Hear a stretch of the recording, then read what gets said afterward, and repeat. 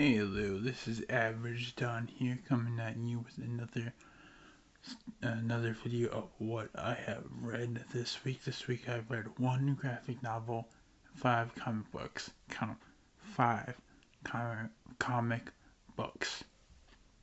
Now before I go in and get into all the nitty gritty, just want to make a short announcement. My grandma is in rehab right now, so I'm going to be going over to rehab very regularly, so my schedule may or may not be normalized or whatever. Might be a little off for like next couple weeks, but I'm hoping that doesn't affect that much. But you know how things go with hospitals and rehab centers, so just letting you guys know for the next few weeks, and it will be unpredictable, to say the least. But I'm hoping all the good's going for her. And they're predicting she's going to be out like a week. My mom said right now, so that could change. That could be changed already. But let's get into it. So this week, here's my handy dandy notebook on my phone. But this week, I have the Ghoul Agency #1. It's done by Action Lab Comics. This is made this year. And I have Immortal Red Sonja #1. This is done by Dynamite. This is also done this year. Then I have Captain Carter #2. This is done by Marvel. This is also done this year.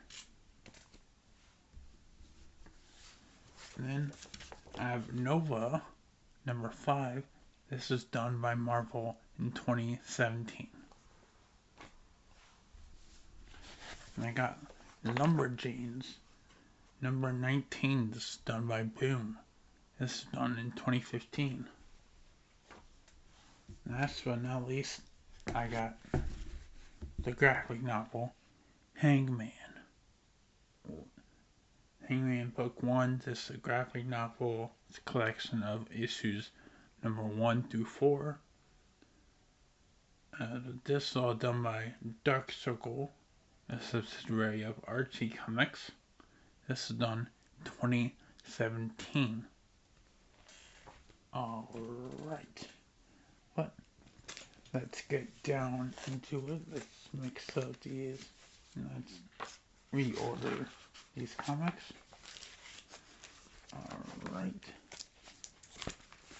Alright. So first up, we have the Ghoul Agency, and done this year by Action Lab Comics. It's written by Gene, and before I get too heavily into this, I do apologize if I mispronounce any names or anything. This is done by Gene Selassie, and it was arted by Orlando Boaz. On this one, we get introduced to the main characters of the Ghoul Agency, an agency that advertises to both humans and monsters. And they both work there too. We get introduced to Shay Menendez, an up-and-comer on the creative department, a human. Sandy Damonson, also in the creative department, but is luckily tripped up there pretty much. She's a monster. This guy asked that Guy Snow. He's a super laid-back dude who is in the music department. He's a bit good on a guitar, and he's human. And Marcy Van Imp, who's in the media department, and helped with the peace treaty, the Faustian pact between humans and demons, but maybe was the extent her movie collection to be the biggest in all of the world and all of the underworld. And she's a demon. Greer is Shay's assistant. He's a demon. Esteban, the father figure of the Ghoul Agency, he made it himself. He's in the financial department. and he's a demon. You have Zu, that's Z-H-U. He's wealthy, arrogant, dependable, brother of the Monkey King. He's in the legal department, and he's a human. Then we got Mindy Moray, who's a computer genius and a loner. Obviously in IT, because who else will that describe? And he's a human. Then we got the board of directors. We got Anderson, who's a human. Dawkins, who's a human. Stevenson, who's a human. And the other is, I don't know what he is. But, this comic is about how all of them are working together. And it's pretty great. It's pretty comical too. I love it.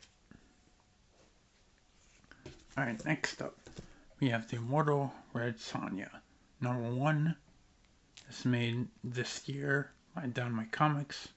It's created by Dan Abnett, Alessandro Miracofo, Ellie Wright, Jeff Eckleberry, and Nick Cosby. Now, Red Sonja, trekking through the land, fighting monsters and the weather, wielding cursed chainmail, is finding a place to rest for the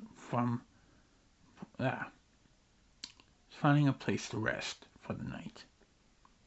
She comes across his house, the only one that she has seen for miles. She knocks and is let in.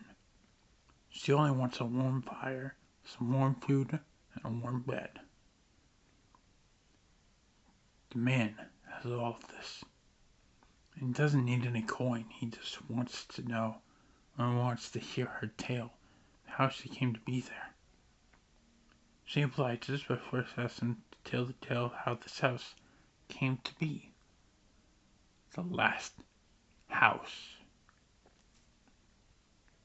His name is Lot. He says his house used to be the first house. It was on a major road in the great kingdom of the Old Grays, ruled by King Arthur, that's A-T-H-R, the son of Uther, U-T-H-R, who is one of the high-paying dragons, who was one of the high-paying dragons. But Arthur's nephew, Mordred, was jealous. He wanted to rule, so he battered Arthur. They fought each other, they killed each other. No one took their place, so the kingdom fell, and the first house became the last house. So now that Lot told this tale, Red Sonja tells hers. She says that she found a piece of chainmail and decided to put it on, not knowing that it was cursed. Not only can she not take it off, but it carries the soul of King Arthur, who has told her to go to the kingdom of Low Grace. Lot was cursed by Mordred's magic to protect and gatekeep the kingdom no matter what, defending against those like King Arthur. He cannot control it, so he intends to defeat Red Sonja. Horrible move. The chainmail reflects the sword, which never happened before. "What are you?" he asks. "The she-devil," she responds, and Sonja wins and enters the kingdom.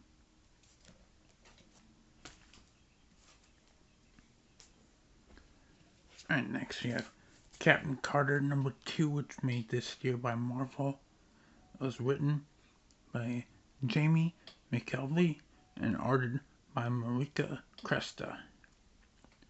I catch you all up, it's a gender flip intro from Captain America. Difference being that Peggy Carter goes to Great Britain instead of the US. Now Peggy, also known as Captain Carter, is trying to adjust to modern life away from all the limelight. Unfortunately though, the limelight finds her. Hydra finds her, attacks her. She fights them off, but the fight is far from over. She joins Strike, which is an officer's shield, to stop Hydra, who she thought was destroyed in her time in World War II. There is an attack on East Park Shopping Center that Captain Carter and Agent Braddock kind of like her assistant, go to. They defeat them there, but of course it isn't ending there. Chief Hunter, their big boss, alerts Carter and Braddock of a shipment of high-quality weapons that'll be arriving that night. But he doesn't give the name of who the source is. So Captain Carter and Agent Braddock go there to stop the shipment. But it isn't weapons. It's refugees. Carter turns them over, assuming they'll have asylum. But her neighbor informs her that they aren't. They'll be sent to internment camps before they're ultimately deported. Carter studies up and is mad that she was used for propaganda, and she doesn't want to get folded in.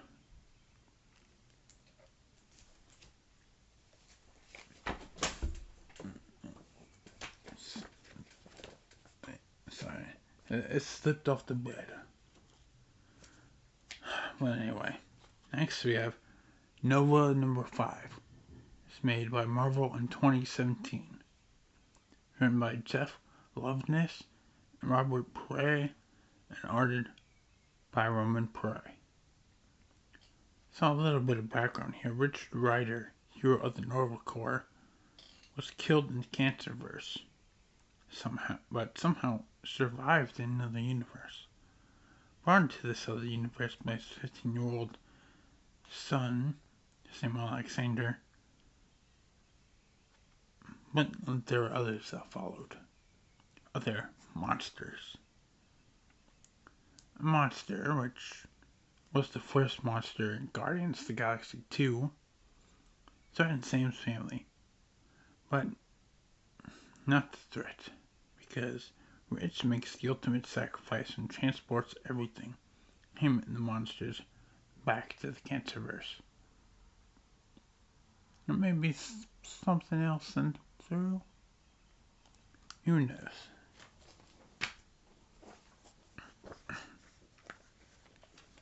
Alright, next we have Lumberjanes number 19. It's made by Boom in 2015. Written by Shannon Waters and Kate Lay, and arted by Carolyn Nowak. Now the whole gang is in the middle of the lake. April is ready to go to the Merfest and experience underwater music. After all, she knows all about underwater stuff. She read all the Mermaid Lemonade stand books. And meanwhile, one of them is questioning how do they even play music underwater. How they play tapes, how they play electric guitars down there. This makes no sense. There's little sense, but whatever, I'm fine. It's fine. So April goes down there, at least she tries to go. Tries to go backstage, tries to put on the backing tracks for the underwater band. And accidentally plays a sea serpent pedal cry really loudly. She gets out, escapes. But the sea serpent starts attacking the troops. And last but not least, we have Hangman, Book 1 by Dark Circle Comics, a subsidiary of Archie Comics, in 2017, written by Frank Thierry and arted by Felix Ruiz. And this is nothing like the Archie Comics. So, nothing like family friendly. It's not family friendly. It's the furthest thing from it. So I think it was a smart move to make this a subsidiary or whatever. Make Dark Circle Comics, because man, it gets dark. It's M-rated, definitely. But it's a short graphic novel. It has 4 comic issues inside this. But let's get into it. Issue number 1. So this guy named Michael Minetti sees a man named Pete screwing with Johnny D's wife, and he just don't do that. So he puts his own daughter in the car, puts Pete in the trunk, and drives off. He then stops when his daughter wants her Mr. Funny Bunny, who he puts into the trunk as well. Keep your eyes closed, he goes and gets it. They then drive a bit further and stop. Mike pulls out Pete, who is obviously thinking that it's going to kill him fastly, but nah, it's going to kill him slowly. He's going to feed him to the rats. As the rats digest him, Pete warns him about the Hangman, a man that does bad things to bad souls, kind of like a boogeyman. Mike, of course, doesn't believe him and gets back in his car and drives away. Then he runs into this mysterious person. He gets out the car and tries to find him with tails. Mike is hung, but lights start forming. Someone is ascending. That's the end of the first chapter issue thing. Second one. Certainly, that wasn't Mike that was ascending because he's somewhere else right now. In a seemingly empty prison. Well, that's one person at least. A devilish type of person tells them it's all an illusion. So Mike starts freaking out. He's like, am I in hell? Am I in hell? And the guy answers, hell is right, motherfucker. He's in hell. That person was the devil. Mike doesn't want to be in hell. He doesn't want to be dead. There is a glorious opportunity for him, however, to be a hangman. The last hangman just ascended and just redeemed himself, so he went to heaven. So there's plenty of room. He can redeem himself and he can also go to heaven. A hangman is a tormented soul that does heaven's dirty work, and then those who did bad an offer of redemption. Mikey says no at first, but then he thinks about it and he's like, well, I can protect my family. And then Mikey says yes. Yeah. And then because he had a piece of shit life he led, he can't go near his family. Sorry, that's just what the rules say. And the issue ends with Welcome Hangman. And then number 3 starts.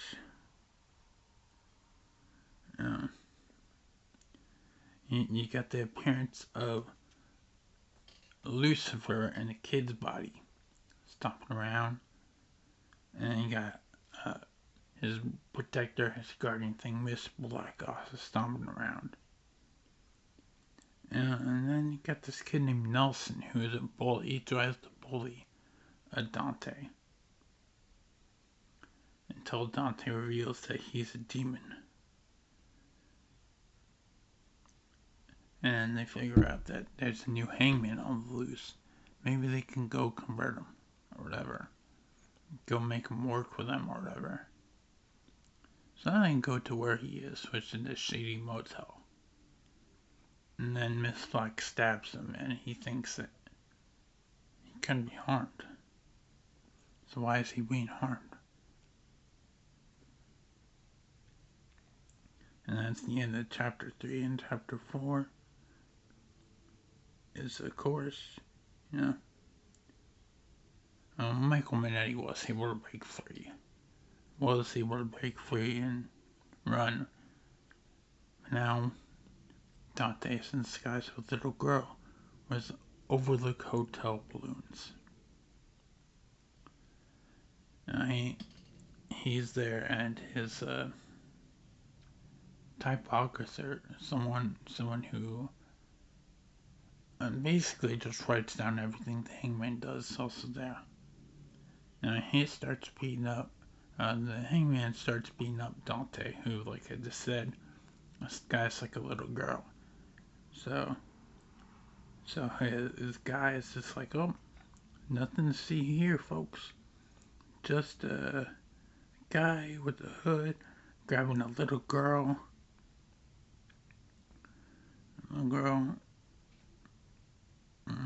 normal park business.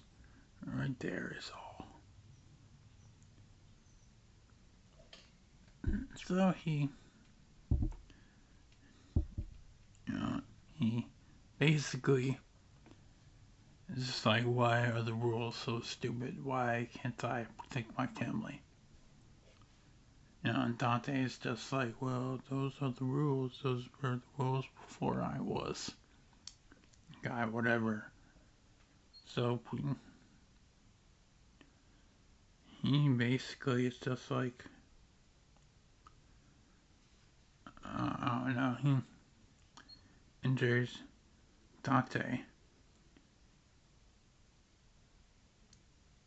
And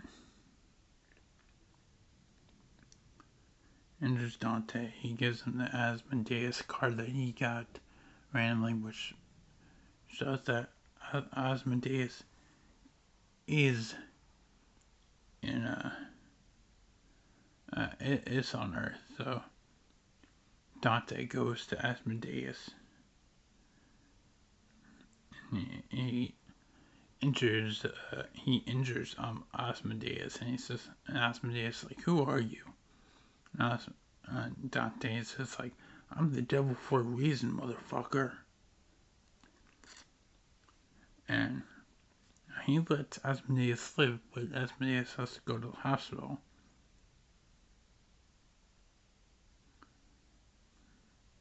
But will this be the end of the Hangman? Dante will Asmodeus get revenge? Find out with the later issues of Hangman that aren't in this graphic novel. But that's it. That's all that I read. I know some of it was a little sloppy, especially towards the end, but scheduling has been, like I said in the beginning, really weird because my grandma's been in the hospital. So like recently, like yesterday, I went to the rehab center, so my schedule is gonna be a little unpredictable for like the next couple weeks, but I hope to be back on Wednesday with another chill video. I'll see you all later.